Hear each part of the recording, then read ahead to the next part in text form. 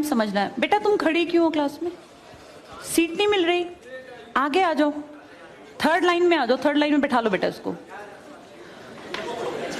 फिर तेरी बहन को जब कोई कहेगा यहाँ आके बैठ जा, फिर अच्छा लगेगा? थोड़ा लिमिट में रहना चाहिए ना। बैठ जाओ बेटा। चलो अपने देखो, अपने व्यवहार को ऐसा रखो जैसा तुम दूसरे के साथ करो, तुम्हारी बहन के साथ वही होगा।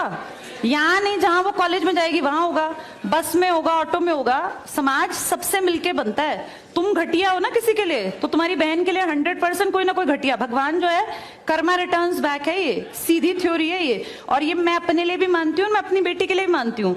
मैं जैसा कर रही हूँ ऐसा ही मेरे साथ होगा या मेरे घर वालों के साथ। तुम जैसा कर रहे हो ऐसा तुम्हारे भाई बहनों के साथ होगा ही होगा। हम किसी भी बेटी के साथ गलत करेंगे ना, तो अपने आप को इसके लिए तैयार रखना कि मेरी बहन भी पढ़ने निकलेगी। आज छोटी है तो कल निकलेगी। चाचा की बेटी, मामा की बेटी, ऐसा नहीं कोई घर में रिश्ते ही ना हो, माँ भी तो होगी। जैसा तुम कर रहे हो ऐसा तुम्हारी माँ के साथ जरूर घटित हुआ होगा। अब तुम कर रहे हो। बड़े अच्छे कई एड्स हैं, उसमें एक जवान लड़का ना सीटी बजा रहा होता है, तो उसकी माँ, देखा तुम लोगों ने वो, उसकी माँ कहती है बेटा मत कर। तुम्हारी उम्र का था वो लड़का, उसकी माँ लगा लो मेरी एज की, मुझसे 2-4 साल बड़ी होगी, क्योंकि जो बच्चे 20 के हैं उनके माँ 40-45, उनकी माँ 45 साल तक की होती हैं। तो लगातार सीटियां बजा रहा है, उसकी माँ उसको कहती है बेटा मत कर। वो इरिटेट हो जाती है, तो फील करता है कि मेरी माँ ऐसा क्यों, मतलब क्यों चिढ़ रही है सीटी बजाने से, घर में बैठ के बजा रहा था सीटी।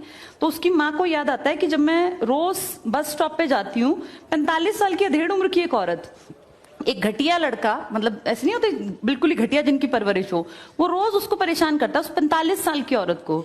तो उसको फिर फील होता है कि ये मेरा बेटा जो हरकत कर रहा है ये उस लड़के से मेल खाती है। बहुत अच्छा ऐड है, उसका एसेंस बहुत अच्छा निकल के आता है कि एक्सप्लॉयटेशन सिर्फ जवान लड़कियों का नहीं होता। आप गलत कर रहे हो ना, कोई आपकी माँ के साथ, आपकी बहन के साथ कहीं ना कहीं कोई गलत करेगा फिर। इसलिए समाज को अच्छा बनाओ, क्लास को ऐसा बनाओ, कोई लड़की वहां से अगर आ रही है और तुम कह रहे हो यहाँ आ जा, तो ये ठीक है। ये अपने आप सोच के देखो, ये हमारी परवरिश को भी दिखाता है कि हमारी परवरिश कैसी माँ ने की है। अपनी बेटियों को जितने हम संस्कार देते हैं ना, उससे ज्यादा बेटों को देने चाहिए, क्योंकि गलत करने वाले लड़के ही तो है ना, किसी के प्रति गलत कमेंट करने वाले। ये ठीक नहीं होता। इतने काबिल बनो कि कोई तुम्हारे साथ बैठना चाहे। तुम्हें ये कहना पड़ रहा है कि यहाँ के बैठ जाओ, तुम कोई वो छिछोरे 70-80 के दशक के लड़के थोड़ी ना हो, पढ़े लिखे 21वीं-22वीं सदी के लड़के बैठे हो, तुम कोई बच्चे नहीं हो। अब अपने व्यवहार को इतना अच्छा बनाओ, क्योंकि जब गलत बात बोलो ना तो ये सोच के बोलना कि मेरे घर में जो औरत है ना उसको ये सहना पड़ रहा है कहीं ना कहीं।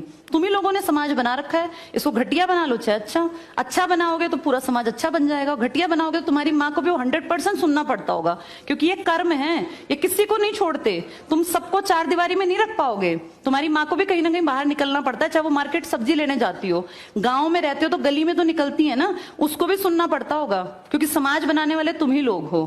तो ये ध्यान रखो सबको कि भाई किसी को हमारे किसी भी कमेंट से बुरा ना लगे, और इनको अलग मत समझो। जैसे तुम्हारी बहनें ऐसी ये हैं, पसंद आना कोई अलग बात होती है, पर व्यवहार अच्छा रखना चाहिए। तुम्हारी परवरिश अच्छी माने की है, कम से कम ये दिखा के चलना। चलो ये टॉपिक